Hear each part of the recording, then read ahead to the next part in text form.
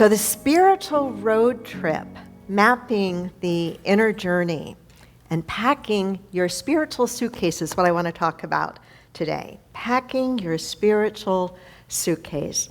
I wanted to have a lighthearted, fun series for us to dig into during this month of August, kind of a laid-back summer time for us, and yet a time that we can be serious and at the same time lighthearted about our spiritual journey and what that looks like and how to improve upon the experience of that journey. And so today's focus is on your spiritual suitcase, packing your suitcase. Now I want you to think about the last big, long trip you took. And I want you to think about the experience of packing your suitcase.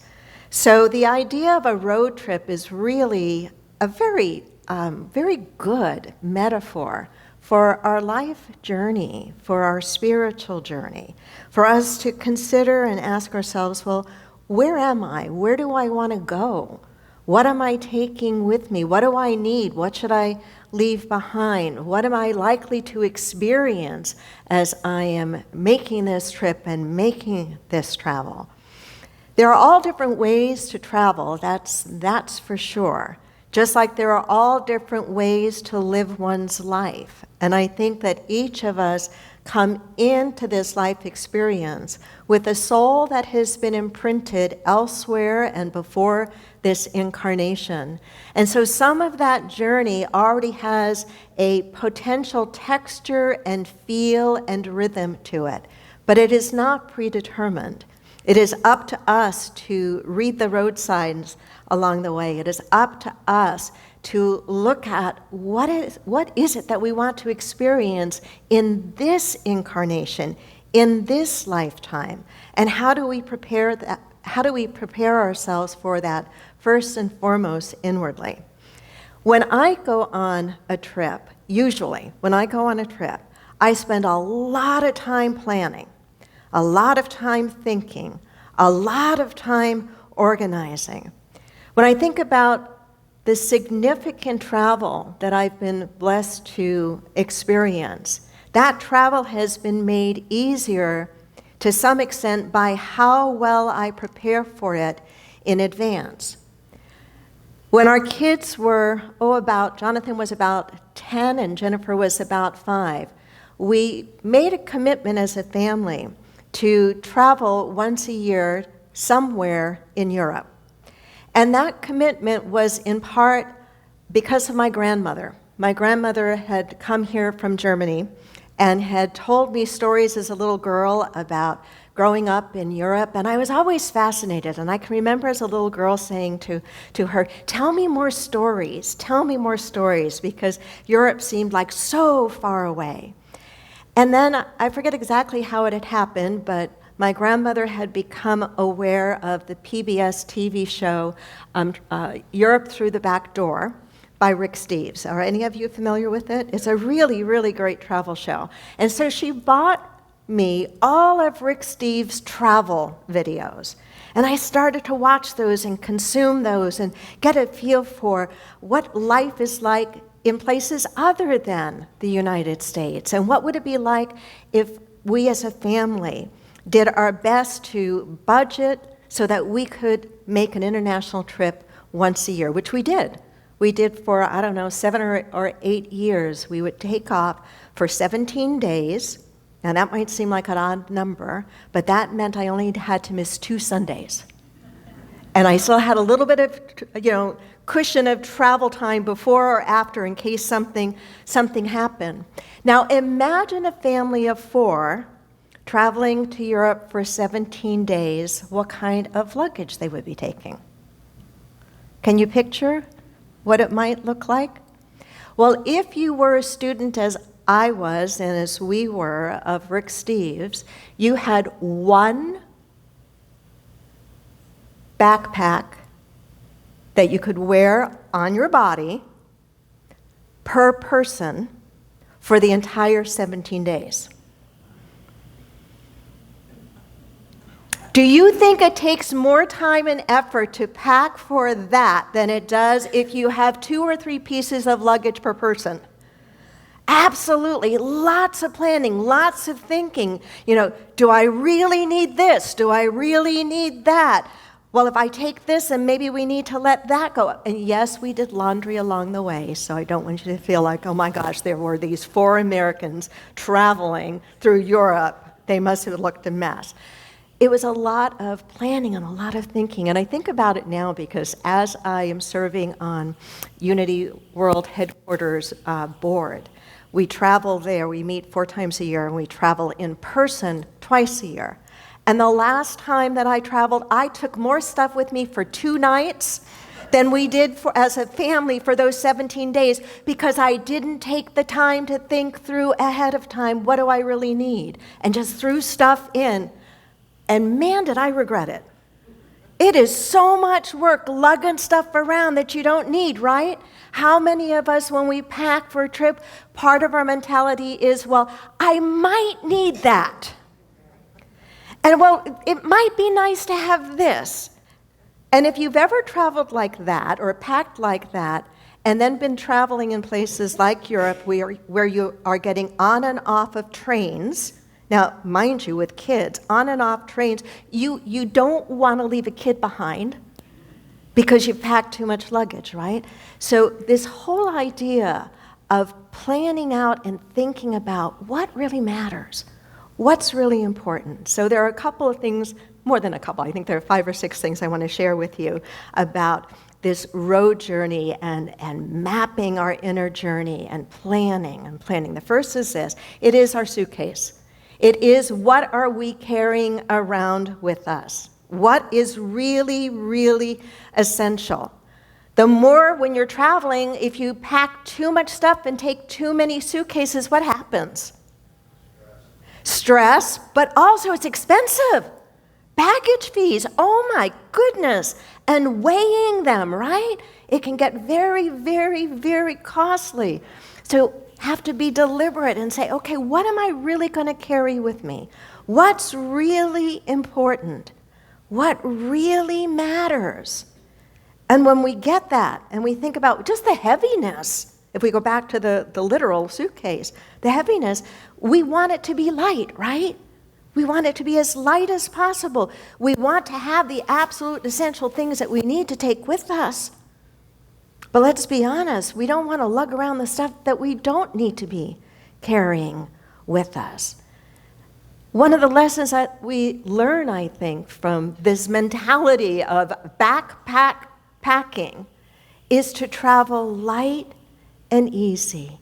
To travel light and easy, a little more simply. Have any of you gotten to a place in your life now where you've lived enough years or had enough experiences where the idea of simplifying is really attractive to you? Yeah, a lot of you are in agreement to that. Simplifying. And in order to simplify, what's required? A number of things are required, right? To simplify, we have to kind of assess what's going on. We have to assess what we have, the stuff we have, or how we fill our hours and our days. There's an assessment or evaluation that needs to go on. And it's a very personal thing. I don't think anybody else should be telling us what that should be. But the process of evaluating and saying, all right, what if I'm going to simplify, I need to kind of assess where I am right now. What's going on in my life right now? Where am I feeling crowded? Where am I feeling like it's too heavy? It's too burdensome. And then asking ourselves, well, what do I really want? What do I really want? First, what do I really need? And then when that's satisfied, what do I really want? What am I willing to carry the weight of through each and every day? This carry-on backpack concept to me is a mindset. It's a mindset. It's distinguishing between what we can do without and what we really, really want, focusing on the essentials. Dale Carnegie said, happiness is not having what you want, but wanting what you have. Wanting what you have. And so to me, the life lesson or takeaway from just the act of packing for an extended road trip is simplicity. Say that word with me. Simplicity. It even sounds nice, doesn't it? Simplicity. A second, when I would pack, I would always pack. Now, this was before a whole lot of advanced technology and a whole lot of apps and so forth. So I would always pack a universal phrase book. And prior to every trip, I would buy those language lessons, and I would, for at least 6 months, I would attempt to learn basic phrases in each and every language of every country we went to. So whether it was Germany or Italy or France or wherever it was, the intention was to try to show up in a way of respect, to show up in a way of saying, I realize that not the whole world speaks English. I realize that there are different ways of communicating, different ways of connecting, different ways of being. It's a basic recognition that in our heart we may all be the same, but there are lots of superficial or circumstantial differences between us. Travel teaches us that there are many ways of living and that our way may not be the best way, and that our way might be better served by opening our minds and hearts to other possibilities. Some of you have heard me mention this before in one of the synthesis dialogues that the Association for Global New Thought and I put on. I was on their board for almost 20 years. We put on 3 global dialogues with His Holiness the Dalai Lama. First one was in Dharamsala, India, and the next 2 were in different parts of Italy. And in one of those gatherings, we had some very young people with us, and my son, Jonathan, and Jennifer were also there on that trip, as were a few other kids as well.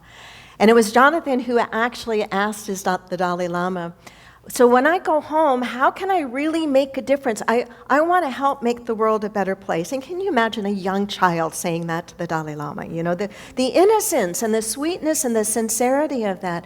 I want to go home and make the world a better place. How do I do that? And the Dalai Lama gave him three answers. He said, study, love people like your mother loved you, and travel and make friends. Travel and make friends. What was he saying when he said travel and make friends? I think he was talking about connecting with people who are not the same as us. Connecting with people who are different than we are. And the truth is, we don't have to travel to do that, right? We can do that right here when we make a deliberate decision that we are going to expand our circle and we're going to look for opportunities to interact with people that are a little bit different than we are, whether that is racially, socially, economically, academically, sexual orientation, politically, whatever would be different than what we are, to make an effort to connect and to understand. When I would pack those universal phrase books, it was to not only show respect to the people when I would walk into a store or try to order something with please or thank you, or the really important one, where are the bathrooms, right? Or how do you get, and you'd be amazed at how that effort to try to connect, to meet people where they are, and that's the key, to meet people where they are would open doors of help and warmth and kindness. And so for me, this symbol of packing a phrase book is a reminder to me on my spiritual journey as I'm mapping it out to do the best that I can to meet people where they are, instead of always expecting or hoping that they're going to meet me where I am. Does that make sense? Which takes a little more effort, which takes a little more growing, right? To say, I'm going to try to meet you where you are. I'm going to try to understand, and I'm going to try to connect. Third, I would always pack, even with that light Rick Steves' backpack, I would pack a variety of clothes that could serve multiple purposes, that could work in multiple situations, whether it was weather or whether it was going into places where certain attire, especially for women, was expected and required. To know how to move through life with adaptability, with resilience. Because have you noticed how things don't always go the way you hope they will? And have you noticed how things don't always go the way that you planned that they would? Even if you are a really, really good planner and really, really organized, have you noticed that sometimes things just don't go the way you thought they were going to go? And we can either be knocked down by that, or bitter, or angry, or cranky, or nasty, or negative, or we could go, oh well, let me see how I can bounce back up. Let me see how I can meet this with my spiritual tools and practices. How can I get myself back upright? How can I be resilient? How can I be adaptable?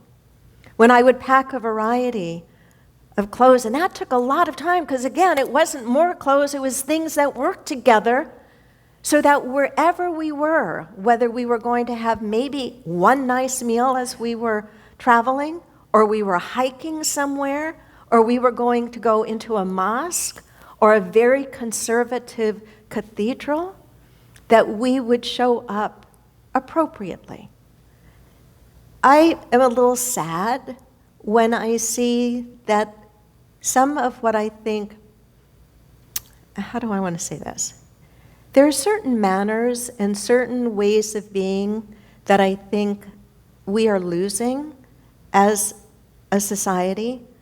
Certain ways of just treating one another with greater respect and patience and kindness, with greater appropriateness for who we are working with or where we are. Does this make sense what I'm saying? And I think that I don't think that's a good thing. I don't think we have to be rigid with rules and protocol. I don't think that's what it's about. But I think when we take the time to try to understand what's appropriate in a particular situation, what I think we are saying is we have a certain humility to not expect the other to just do or act or be the way we're used to or the way we think, that we're willing to try to understand what is important or appropriate from where they are and what they understand. Does that make sense? And so it takes, I think, a discernment, a sensitivity, a humility that says, I care about what you care about, even if I don't fully understand it. And so I think we lose something when we get a little too lax with some of these, I'm going to call it protocol, but I'm not sure that's the best word, but I think you understand what I'm saying. And so I think for me, some of the, when I think about what I put in my suitcase and the versatility and resilience and adaptability of it, it's a reminder to me to practice moving through my life with greater resilience and greater adaptability. Another thing, I always make sure I pack comfortable shoes.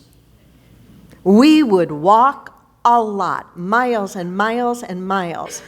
And in many of the places that we went and would travel in Europe, you're not on very even surfaces most of the time. Those of you who've traveled to know, you're probably on a lot of cobblestones. And if you're traveling with adventuresome kids like we did, anytime there was a cathedral or a castle or a well that involved hundreds of stairs to climb up, guess what they wanted to do?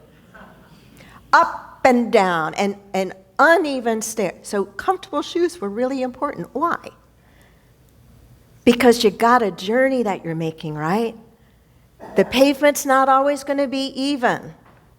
It's not always going to be a flat surface. Sometimes you're going to be hiking up. Sometimes you're going to be walking down something that maybe is gravelly or slippery. But when you're traveling, you want to be comfortable, right? Your feet need to be comfortable. If you're going to be walking museums and the same thing is true in life. The same thing is true in life. We've got to look at what are the things that we can equip ourselves with so that we can stay the course, whatever the course is. Whatever the course is. We had to equip ourselves. There was no instruction manual, but every one of us had to find our way to navigate through COVID, to navigate through lockdown, right? You remember, you had to learn things technology-wise that you probably didn't have to know beforehand. Raise your hand if your first real experience with things like Zoom happened because of COVID. It's quite a few hands going up, quite a few hands going up. Adaptability, right? To stay the course, we've got to be able to be strong. We've got to be able to travel unknown paths and not be discouraged by it, but to keep one foot in front of the other, even if we can't see entirely the pathway to the finish line. We can see the step that's right before us, right? And we take that step. And what happens when we take that step? We see the one after it, and the one after. And maybe every once in a while we see, 4 or 5. But we take the step before us again and again, and we do it as comfortably as we can. And just a couple more. Maps and guidebooks. Now I'm talking about when we were traveling initially, it was maps and guidebooks. I remember our first trip was to the UK, and it included traveling through Wales. Have any of you traveled through Wales? It's a beautiful country. But let me tell you, if you're driving, and bless his heart, my sweet husband, John, drove in all of the places that we traveled. And on that trip, our first trip, I had one of those huge maps with all the streets. Do you know that in Wales, I think that they must have a rule to not use vowels? If you look at the names of their roads, it's all these letter combinations that we, speaking English, don't put together with no vowels. Beautiful country, beautiful roads. Exits on what we would call a freeway, but they're thoroughfares. Exits on those thoroughfares are far and few between. So now picture John is driving. We've got 2 kids in the back. I've got a map in my lap, and I'm looking at the signs, looking at the map, trying to pronounce the names of these streets that we're supposed to get up. Maps are important, but you have to be able to read them, right? You have to be able to read them. We were an endless source of entertainment for the kids. And it didn't get a whole lot better when we got our little TomTom, which was like one of the first GPS devices that you could put in your car, and they were expensive, and you had to download all of these different country locations. It was expensive and cumbersome, but it was a heck of a lot better than me trying to read a map for street names and city names and town names that just had maybe 1 or 2 vowels for 27 other letters. Maps are important, and some of them are better than others. And I happen to think that within Unity and in teachings like Unity, we have some pretty decent maps for how to navigate our life.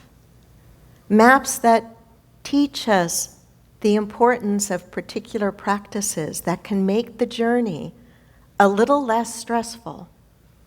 Maps that remind us of the importance of our meditation practice, our quiet time. Maps that suggest holding a picture in our mind of what it is that we really want to experience in our life and keeping that picture in our mind no matter what. Maps that remind us of the importance of the words that we speak. Our words have power, the positive ones and the negative ones. To watch what comes out of our mouth, to be a strong gatekeeper of what goes on in our consciousness. These are the ways that we can travel those roads of life a little bit more easily and get off at the right exit before we're, an hour's drive away from the next one. In our teachings, we have what we're looking for because our teachings point us to what's already within us. It's right here. It's right here. Our first principle in unity is that there is one presence and one power in the universe. God, the good, omnipotent, everywhere equally present. You don't have to use the word God. You can use the word energy, divine mind, spirit, whatever word works best for you. Use that. But it's the idea that there is this one presence and power, and it's everywhere equally present. Within you, between us, all around us. There is no place where it is not. And the better we get at reading our own maps, the better we get at getting quiet and still and listening, the easier it's going to be for us to make our way forward toward whatever it is that we most want, whatever it is that we most want to experience. And then the very last idea, I always packed for each of us a travel journal. A travel journal. They were small and they were lightweight, but we always had a travel journal. The kids were required, we didn't have a lot of requirements, but the kids were required to write something about not just what they saw and not just what they ate, but what did they experience? What did they feel? What was new? What was different for them? And we challenged ourselves to do that same thing. Many of us in this room journal, don't we? Many of us in this room, many of us online have journals that we have kept for years. They may be gratitude journals, or from time to time we may shift the focus a little bit. But what's the purpose of journaling? It's to help us get out of our head and onto paper something that's living inside of us. It's helpful in that it can guide us, particularly when we're working with the tools of like a gratitude journal, to help change our consciousness. We believe that life happens through us. And so what we hold in consciousness is very, very important. And so a tool like the practice of gratitude is extremely helpful and important. It's not a woo-woo thing. It's a real thing. It changes us from the inside. And when we are changed from the inside, what happens to the outside? The outside has to follow suit. Has to follow suit.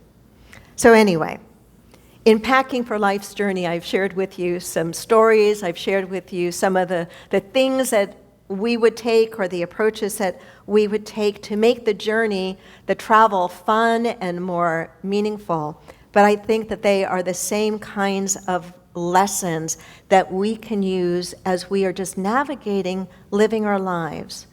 This moment in history, where we find ourselves, the age that we are, what we're working with or working toward, to practice going light and easy, to practice meeting people where they are, to be willing to be adaptable and resilient along the way, knowing that things aren't always going to turn out the way we plan, even if we planned really, really well. Staying the course and not giving up. Sometimes we're going to be on cobblestones, and sometimes we're going to be on a nice, smooth path. Aligning ourselves. I think a map is about aligning ourselves to the direction we're going, aligning ourselves to our true north, and then making it a practice to reflect. To reflect, where have we been? Where are we now? Where are we going? Namaste.